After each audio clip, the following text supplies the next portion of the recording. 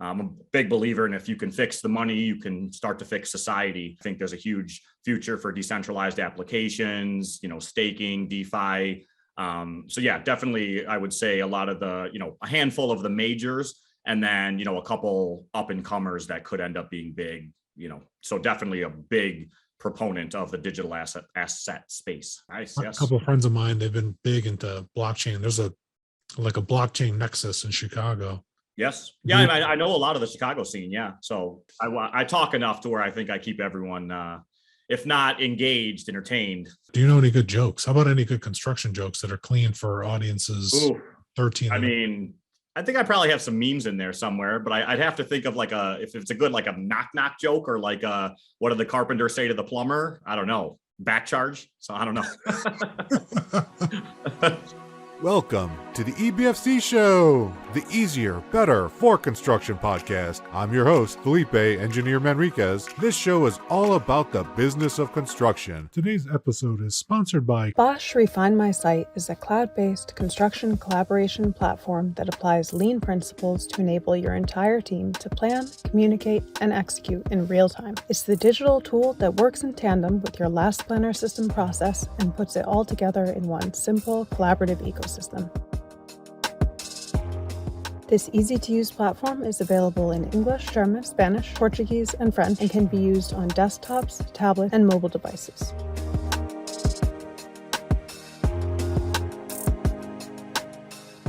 According to Spencer Easton, scheduling manager at Oakland Construction, Refine My Site, in my opinion, is the best, leanest tool on the market for last planner system.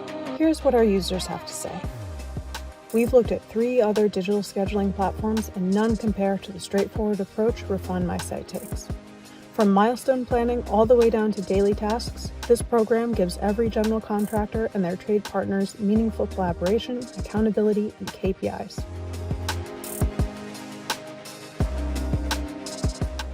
Register today to try Refine My Site for free for 60 days.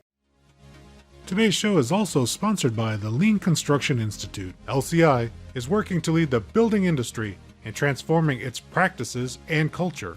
Its vision is to create a healthy and thriving industry that delivers outstanding project outcomes every time for everyone. Check the show notes for more information.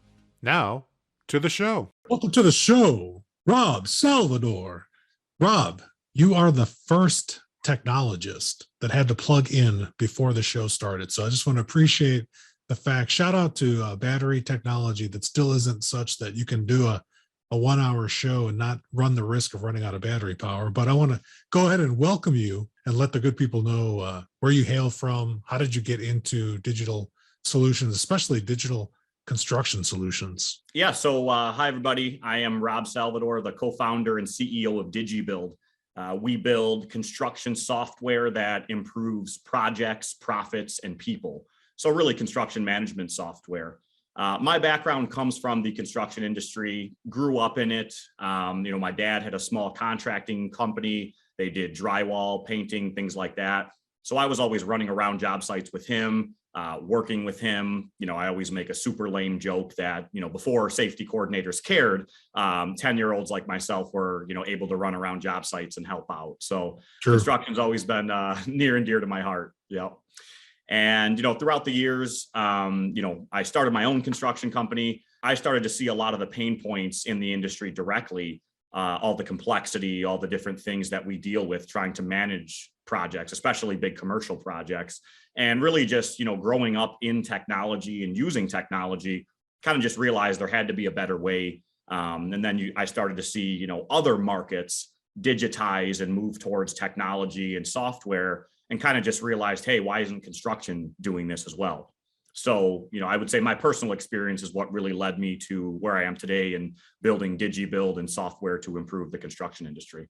Yeah, Rob, that's a question that a lot of people, I've been in the business for a little bit too, a little bit longer, a little bit over a couple decades. Ladies and gentlemen, we'll put in the show notes a link to Rob's contact information so you can get a hold of him. And it's digibuild.com, and we'll put it in there. It's digibuild.com. Check the show notes for more details there. But I got to ask, what kind of construction company were you running, Rob? So originally we started as a subcontractor doing framing, drywall, paint, a lot of the interior work on commercial projects. So started specializing in hotels because we had kind of deep roots, building those. And then, obviously the last couple years with COVID and hospitality, slowing down a little bit, we ended up transitioning to, apartments, multifamily, things like that. Eventually, after about 7 years in business, we spun out a construction management and consulting arm as well. So started as a sub and then made our way to CM consultant. But really, I've held, multiple different positions in the industry throughout the years and kind of seen a lot of the pain points from different stakeholders' positions as well. Yeah, and people listening to the show, you can't hear it in Rob's accent because he's very urban, and he's now got a beautiful office in Miami. Let's all be super jealous that he's in beautiful Miami, Florida, suffering through so much sunlight and ocean views. I'm sure you're just suffering, but tough. We're talking at the start of the show, and it's just funny coincidence of how small a world it is in construction that even though I'm all the way out here in California, I went to the same elementary school as Rob's parents. So I just think that is freaking insane. It's the first time ever on the show, Rob. First time ever.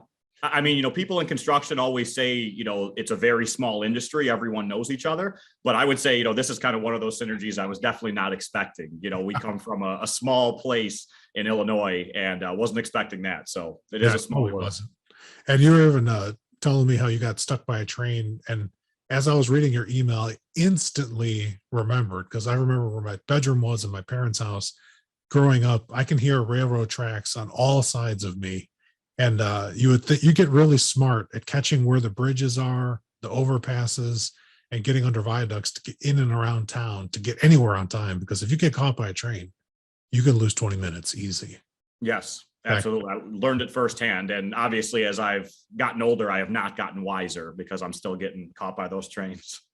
But I love that, through frustration, you went to make a solution and help out your father, or originally just thinking about, what your dad went through, what you went through, because the same headaches that he had coming up in construction, you had to have exactly the same headache. I can only imagine, like, what kind of family dinner talks would you guys have talking about the type of shenanigans that happen that is everyday, regular, off-the-shelf construction. But where did you get into blockchain and bringing blockchain? Was that always something that you were going to bring to your technology company right away, or is that something that just came up as you got more experience with cryptocurrency and that type of stuff?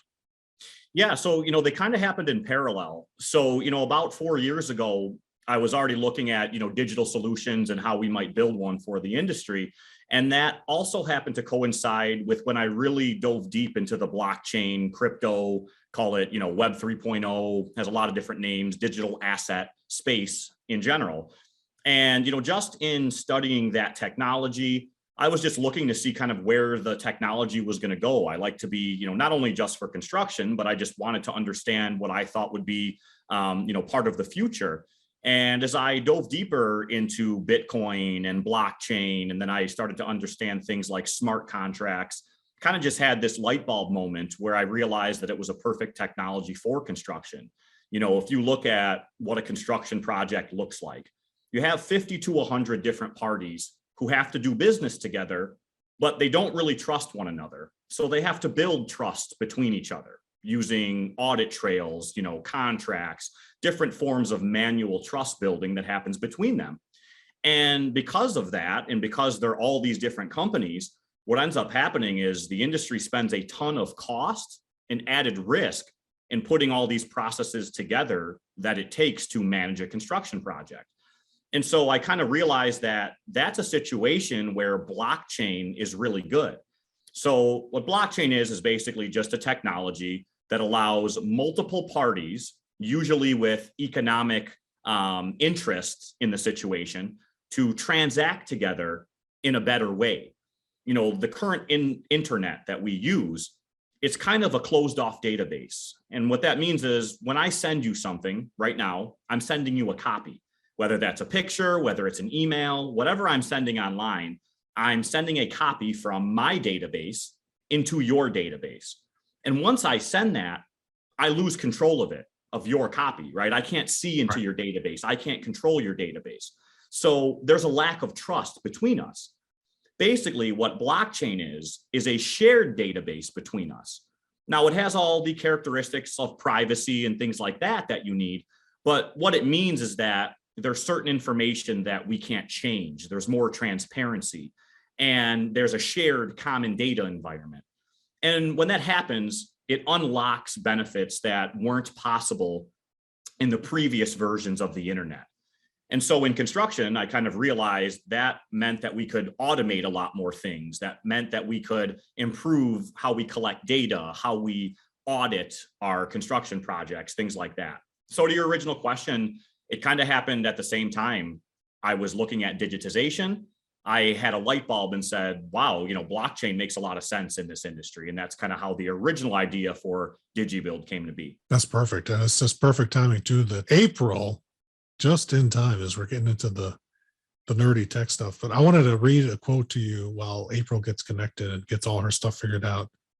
One of the things that you said on your website is DigiBuild is one of the first in blockchain, and it is blockchain itself that allows for verifiable and auditable single version of truth. One of the things that jumped out at me on your site is you had this function or some kind of module that shows this timeline feature. Could you talk more about that timeline feature, and why would that be important to people that might not necessarily be, from a general contractor's perspective, or honestly a lawyer that does construction law cases, which timelines are super critical in the legal profession, defending claims and preventing claims as well.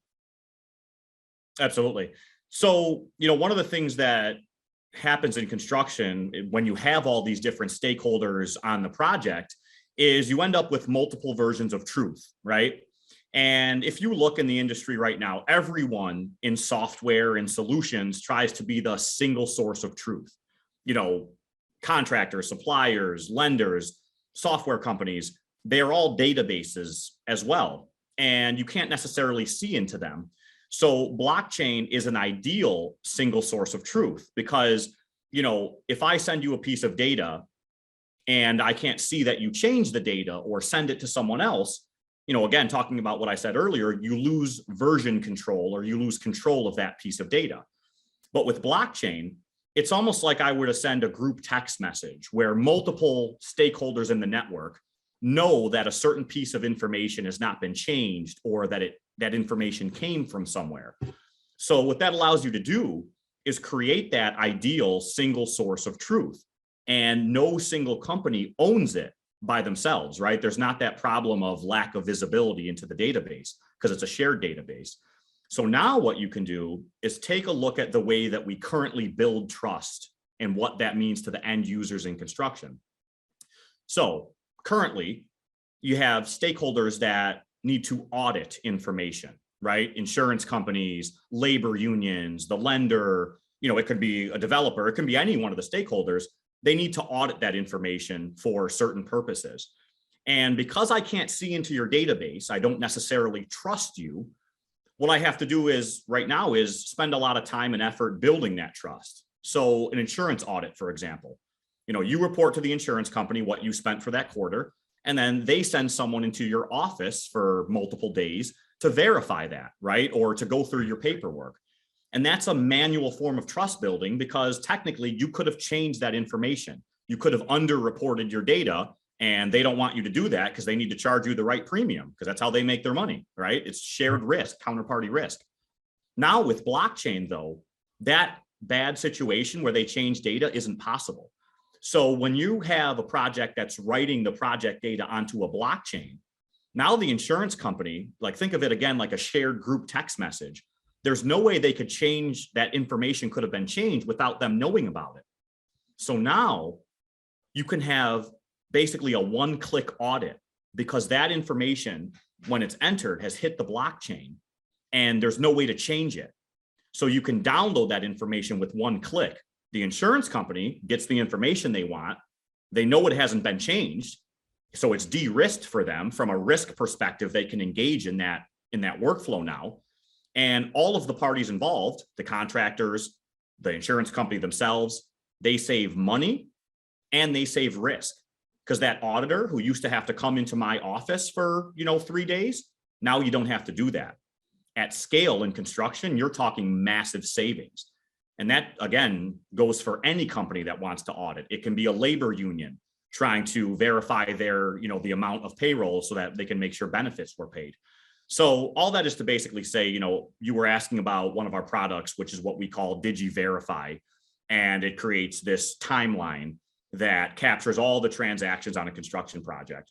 When you can add that certainty to information, like I said, it has major benefits to the industry in the way of cost savings, reduced risk, and more clean, better data insights as well. So that's part of the power of using blockchain to verify information between all these different companies in construction that do business together.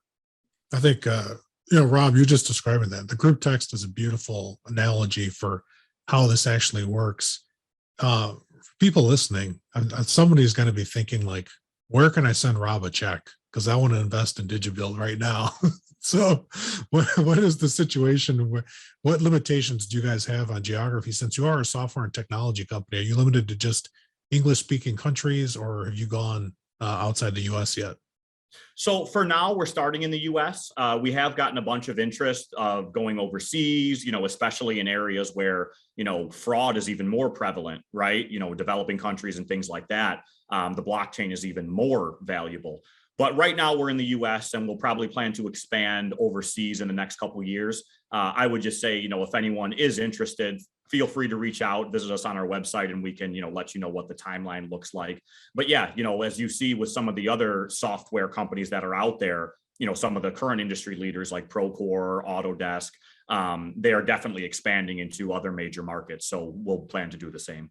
Hi, April. You want to say hello? So April is for everyone out there, April is our co-founder, and she was able to jump on with us. How you doing, April? Doing great. April Moss, CEO and co-founder of DigiBuild. So April actually has pretty powerful story as well, and I think it's worth taking a moment just to share. So you guys asked me about my experience in the industry and seeing my dad struggle and kind of get dragged through the mud by the big bad construction industry. April has a pretty powerful story as well, and if she's willing, I would see if she wants to share it, because I do think it's one of the reasons that we're so passionate about improving the industry. So April, if you'd like to share, we'd love to hear it. Definitely would love to share my story. I'm not sure if Rob mentioned, but my background is working in the consumer products goods organizations. I worked 21 years at Procter & Gamble in product supply logistics, various sales roles, operations. Last position was running the second largest global customer team for retail. And then I spent 2.5 years working with Starbucks, building out and managing their first ever internal retail sales organization. Worked for a large marketing and brokerage firm, and then did a little bit of work with Construction Specifications Institute early on in my career. But like Rob, my passion is driven by my personal story. My dad was a contractor and subcontractor. He loved what he did and he was good at it. But he struggled within the industry with the inconsistency of work. Sometimes he'd get paid, sometimes he wouldn't. So just even the lack of access to larger projects. And over time, it wore on him. And when I was 9 years old, he committed suicide. Unfortunately, in construction, my story isn't unusual. There's 4 to 5 times more suicides in construction than any other industry. Nobody really talks about it.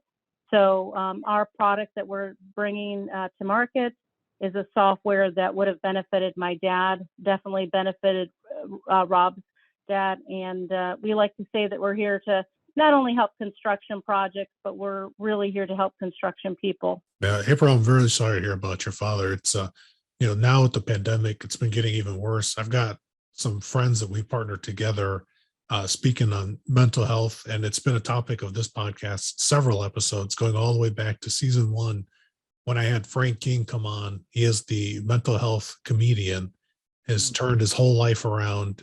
He came on my show almost 10 years to the day where he almost took his own life, and he's now dedicated himself to using comedy to keep others alive and increase awareness on suicide prevention. And so, ladies and gentlemen, as always, when the topic comes up, we'll have links in the description below so you can get access to free support. If you're got any types of need for that, do not be ashamed. It is okay. It affects more people than you know. Like April said, in construction today, in commercial construction in the United States, you're 5 times more likely to die by your own hand than to die of injuries sustained on the site. And so it's a topic that we're very sensitive to. And again, I want to thank my friends partnering with me, Adam, Teresa, and Sean.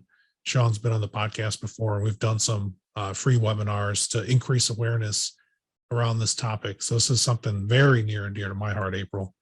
And like Rob and I were talking before the show started about how cryptocurrency, this is even before we were really rolling, cryptocurrency and just having some, I don't know, security is not the right word because money itself can be a security, but just having some more reliability around finances for people, especially in small businesses or individuals that are sometimes living paycheck to paycheck, which in our industry is very common.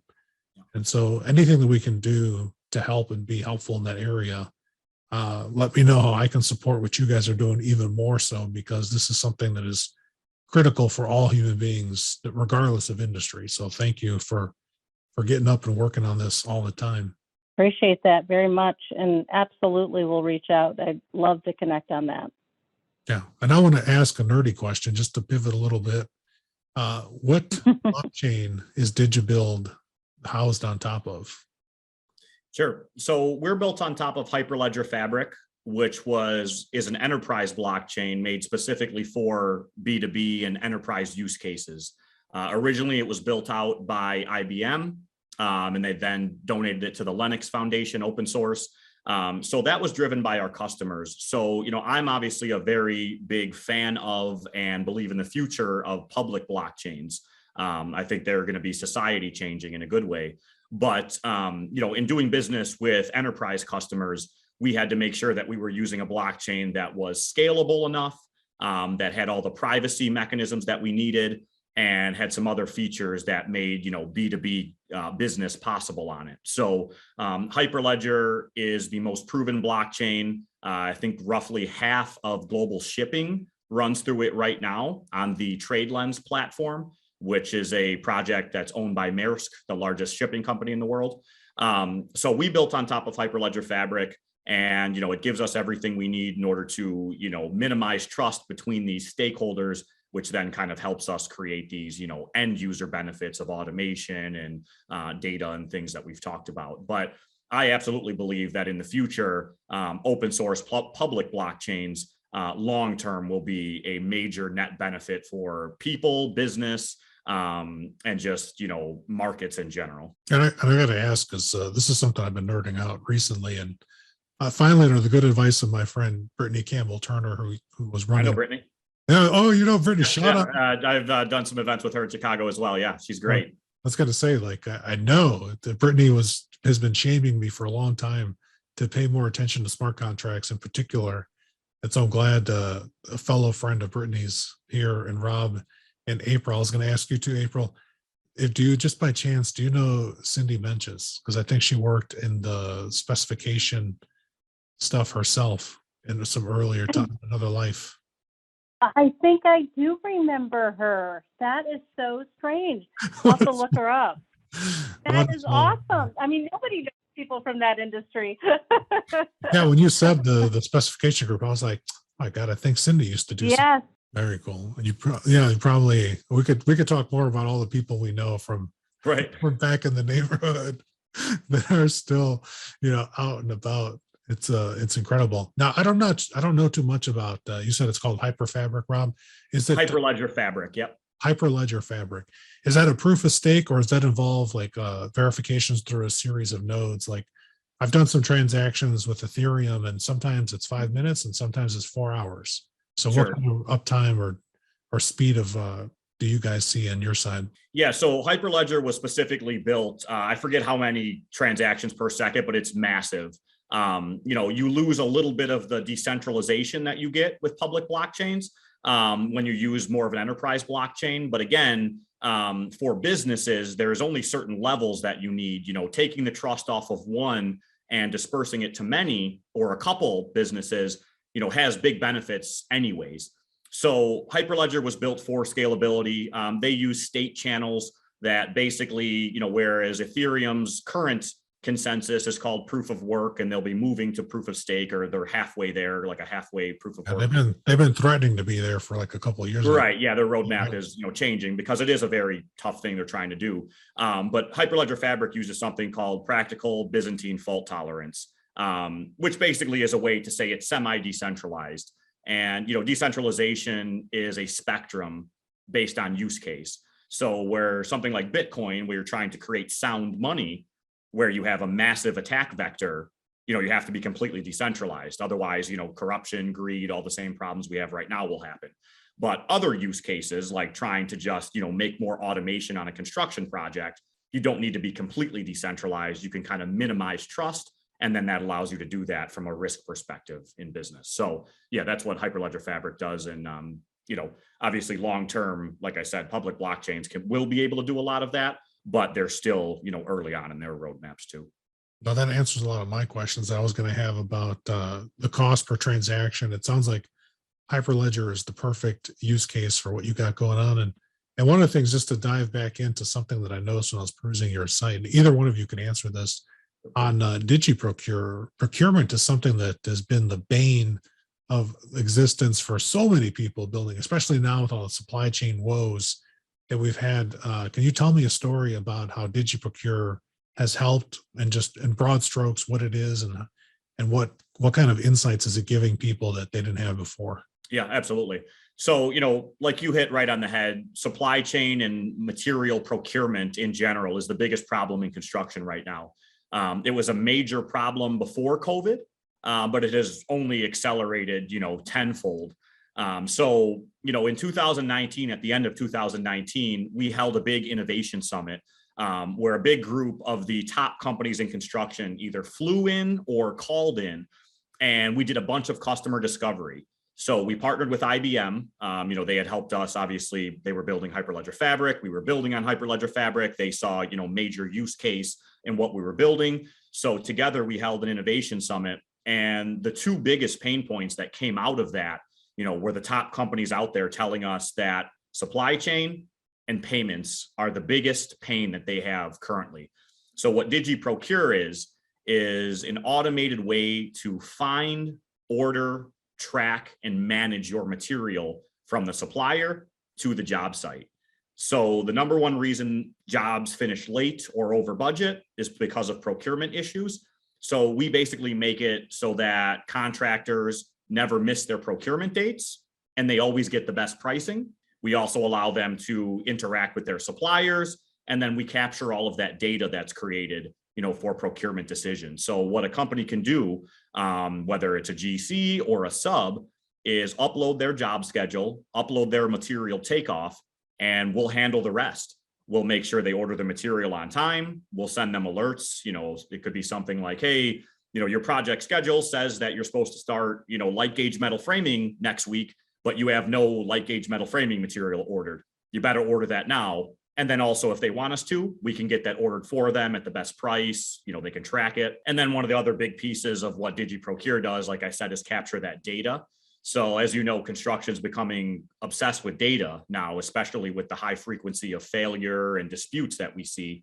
Companies want to know, hey, if I'm doing a project right now and I'm going to be doing a similar project down the road, I need to capture all that procurement data. So if I went over budget on my, my paint line items, I can capture that in pre-con on the next job, pre-construction, and not have that happen again. So basically DigiProcure really improves the supply chain and material procurement process. And we're actually in the process right now. Multiple of the current industry leaders are looking to invest in us and asking us to integrate with their current offerings because we have a really nice supply chain and procurement offering in DigiProcure. Yeah, Rob, I know, but people listening, what Rob just said, in my wildest dreams, Rob, I never thought that I would be alive to hear somebody say that you could offer the solution that you just described. I just gotta stop for a second because I heard just a wave of superintendents that I've known assistant superintendents and project engineers from around the world just start screaming at their speakers right now saying, oh my God, he's finally solved like this thing that we waste so much time on. And when I was a young project engineer, Rob, I used to have to get on an airplane with like 2 other people and fly to the middle of nowhere, Nebraska. Sorry, Nebraska, I love you. No, I assume you were checking on something like being prefabricated or making sure that it was actually coming to the job site. Is that what you had to go there for? Exactly, Rob. And I lost so much time away from home. I got stuck in snowstorms because Nebraska, there's nothing out there. So when it starts to snow, it just blows and just gets all over the runway. It makes it impossible for my teeny tiny plane to take off safely. And so, well, yeah. Not only does it affect you personally, right? That's some of the stress that we talk about in the industry that goes back to, like you said, the high suicide rate. So there's the people aspect, right? But then the other side is the business aspect. Every single action that you just described, going, flying somewhere, checking on something to make sure it's fabricated, trying to spend an hour finding that material, cost money to these construction organizations and adds risk. Anytime you add more complexity, you're adding more risk, right? And so sometimes when we talk to companies, like when we first come in the door, they're like, we have such a good process. We know that we need, better software, but we've mastered this process. No. A lot of times innovation and, technology, it's not just about fixing current processes. It's about unlocking value add other processes and behaviors, right? So, just being able to have a tool, like maybe you have 4 people in your office that are managing procurement all the time. Well, by introducing software, maybe now only 2 of them or 1 of them need to manage material, and the other 3 of them can go chase more work for your organization, right? So that's one of the things you just described is, I would encourage audience members and construction folks to think about putting one of your team members on a plane. That has a cost. Their time gets wasted. Not even just on a plane. Let's just say you're staying in the office, calling a material supplier or a subcontractor to say, hey, is this material on the way? Every time they miss that material date, it compresses the rest of your schedule. Now your electrician is feeling pain because their schedule is compressed by the, some other trade. So at the end of the day, there's no question that introducing software solutions does have immense benefit for construction companies, even if culturally the industry has kind of been late to the party to introduce them. If you are a construction company, the future is in software and technology, and that's just a fact. Yeah, the automation that Rob is talking about, that he's just describing, I've got other stories, Rob, where we actually tallied this one time for steel procurement, and we spent just in my time on a multi-year project, just on billable time, not what I actually got paid, people, not what I got paid. But what the owner paid, what the owner ultimately paid was, north of $250,000 to just verify material.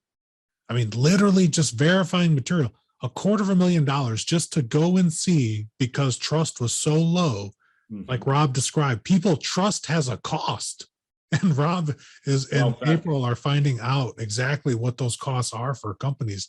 I mean, even on a medium-sized project, Rob, I'm assuming like on a $50 million job, you're talking about potential ROI here in the millions for multiple parties involved, not just the general contractor, but all the trade partners as well. Even just the automation of having something reading a schedule and triggering a reminder, like we get reminders in our phones. Like I had a reminder trigger me to get on this call at a certain time in the studio here. I need someone to nudge. I need nudging. And so that nudging is powerful because it got me here on time.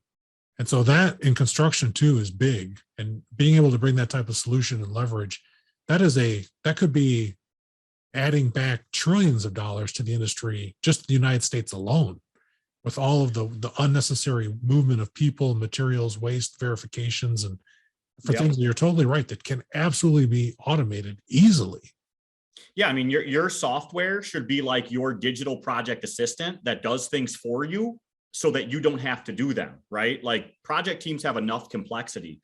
Unfortunately, the current solutions, just because, we're still young in the adoption cycle of technology, the current solutions that are out there are kind of just like Dropbox for construction, right? Like you can upload a document, then your sub can go grab that document, redline it, re-upload it. but that's still a bunch of time, right? There's still a bunch of trust building.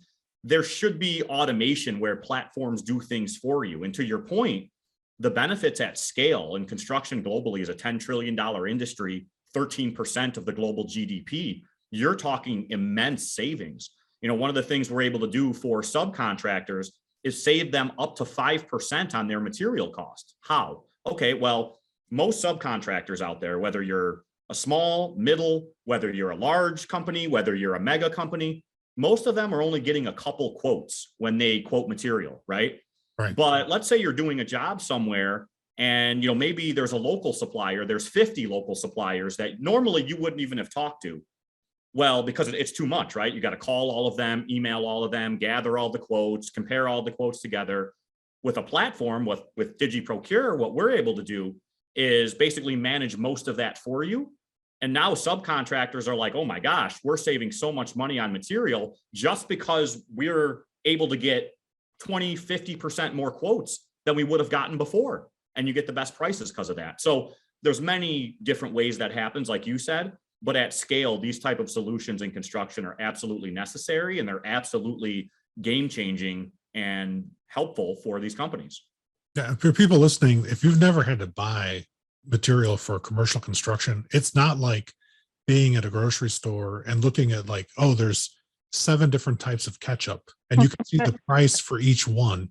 It's like going to a grocery store and then seeing a piece of glass, and behind that glass, you can't see through the glass. They tell you there's a sign that says there's ketchup behind here. And there's a whole bunch of different ketchups. And you don't even know that it could be 10 ketchups, 20 different ketchups. And the price is also behind the glass. And the glass might as well be, it's black. The glass is black and you can't see through it. It's not transparent. And then you have to call somebody to get a key to unlock the glass, to pull a slider back, and only shows you a sliver of the ketchups as it slides. And that's procurement and construction.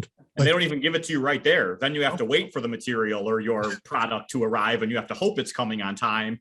And then you have to call them and say, hey, is it coming on time? So again, all that complexity, there's just no reason that software doesn't, because project teams have to manage, 50 trades. You have to manage, thousands of different types of material. You've got workflows around contracts, RFIs, payments, procurement, it's photos, daily reports. There's so many things. All that complexity is just too much. And so that's why companies are finding out that using software can really help to manage that complexity. Yeah, and I was even being interviewed on the Builder podcast. Russ was asking, they specialize in construction finance for subcontractors for material financing, and he was telling me some of the woes that some subcontractors, and this should be illegal, are paying over 70% APY for material contracts because of the payments are so long for work that's already completed. I mean, we're asking the subcontractors, people like April's dad, people like Rob's dad, like Rob, to basically finance buying the commodities for the projects and not seeing money for up to 100, he said on average 120 to 150 days until they can get payment for work that was installed. That's half a year. That means I work today in February, and 6 months from now, I don't even know when that is. 6 months from now, it's going to be, summer's almost over. You're finally getting paid for what you did in February. Not cool. Right. And then by the time you do get paid, a lot of the conditions for the job have changed. So, now you've got a bunch of change orders you're working on negotiating. Now that money that you were owed from 6 months ago, now it's a tool that's being used against you to negotiate change orders down or to get you to get more manpower. So it is really a burden, not only on the subcontractors, on the suppliers, on the general contractors.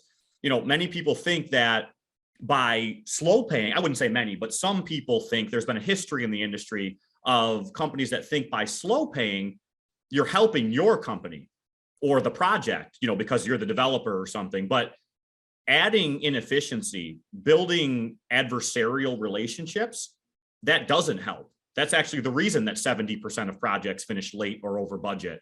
Oh, you want more manpower? Well, you don't care about paying me, so enjoy the 3 guys I'm going to send you when you need 10, right? Can't tell you how many times I've seen that. Or disputes happen. right? Because he didn't get paid, everyone's mad. Now we're all arguing, end of the project. Now there's a lien on the project. Now we spend a ton on legal fees. So even with payments, what you can do with digitization right now, one of our tools is called DigiPay. It's basically a fintech tool for construction. With just a software as a service platform, you can improve a lot of that. You can save money collecting all that, those payment documents. You can reduce risk for all those parties because there's a lot more transparency into who owes what. There's more documentation. And then long term, the cool stuff with blockchain, think about a future where construction payments in a fair and efficient way can be sent out daily, weekly, every 2 weeks. Maybe in the future, not even maybe, it already is almost possible. You can stream payments by the minute, the same way you stream Netflix. Now, there's a lot of things that go into that, with how fast owners pay and lenders. That's a future down the road. My point is, though, going back to what we're talking about with blockchain and whatnot, having trust built natively into a platform will allow us to do so many cool things that improve the industry around payments, as well as, many other things we've talked about. Yeah, I can't help myself coming from product supply and logistics background, but we always talked about just-in-time delivery. I'd love to see a day where it's just-in-time payment, right? And people aren't having to wait for that. I mean, I've told Rob the story where my dad didn't get paid and we'd have to close every room in the house down. We lived in our kitchen, and the reason we lived in our kitchen was because we had a gas stove. And that's just absolutely insane because my dad couldn't get paid. Not cool in the least bit. And some of the owners, April, you mentioned an owner. I don't want to rehash and beat up on owners for a second, but some owners have payment strategies and so adversarial that contractors have to hire additional staff just to do the payments. And with the system you guys already have in place, what type of savings what kind of feedback are you just hearing from your customers with DigiPay? Yeah. So, we're able to save them up to 10% on the paperwork that they have to collect, collecting the payment applications, the G702, G703. We're able to automate the lien waiver process completely. And again, that's because the lack of trust previously stopped us from doing that, right? Like, you weren't able to create a platform that fully automated lien waivers. You've got companies like Level Set, right, that was acquired by Procore that kind of help with lien waiver management. It's better than a spreadsheet and, manual processing. But with lien waivers, as an example, you couldn't fully automate it because, as distrusting stakeholders, if I'm owed, say, $100,000 and you tell me, hey, our software is going to automate you signing that, don't worry about it. I'm supposed to say, wait, how do I know I can trust you? Like, what if you sign my lien waiver for $50,000, but I'm actually owed $100,000? The lack of trust in our databases, right? The lack of visibility in databases, like we talked about, prevented that. But with blockchain, it's that transparent shared database. So now you can have a platform that automates the creation, execution, and review of lien waivers where you never have to look at a lien waiver again. You still get the output of a completed lien waiver of the protection of it, but all of the labor, the time, the risk that went into it, that's now gone. So the things that we're able to do, with, say, DigiPay are definitely saving companies a lot of money. Like I said, up to 10% on collecting all those documents and whatnot. And then, you can speed up payments as well as, at least by a couple days, because you're not really waiting for, wet signatures and snail mail, things like that. So the same way fintech has improved many other, pen and paper industries, you're seeing the same thing in construction. The fintech in construction race is definitely on. And, we're in a pretty fortunate position with DigiPay. One of the things I do want to touch on is what you said, talking about the developers and the owner or the developer. So most developers are good actors, right? Like, they're not trying to slow pay, especially the professional ones. They know that a collaborative environment where your contractors are getting paid in time, especially in this tight labor market, that's ideal. There are some companies that operate under kind of like the fallacy, and maybe it's worked for them in the past, but it won't in the future, that, hiding things, slow paying, slamming their fist on the table, so to speak, is the best way to do business. If you look at markets at scale, efficient markets, those actors usually, it's not the majority, right? Efficiency in processes creates efficient markets. So, there are contractors or developers, owners who might, purposely like pay super slow and then try to get you to take less money. Bad actors are everywhere, but they're not the companies that are the future of this industry.